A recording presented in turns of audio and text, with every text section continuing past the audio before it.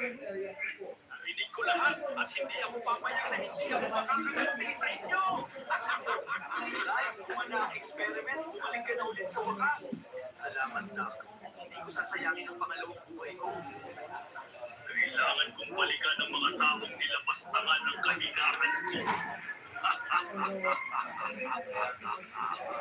Hindi kita pipigilan sa mga plano mo, Lai. Pero tandaan mo na lahat ay may hangganan. Yes, daw. Maraming salamat.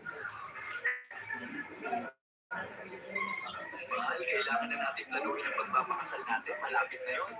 Nice. Ikakasal na pala ang babae ko. Hi, miss. I overheard kanina na kailangan nyo ng wedding planner. Matutulungan ko kayo. Ang pogi mo naman. Sure need namin.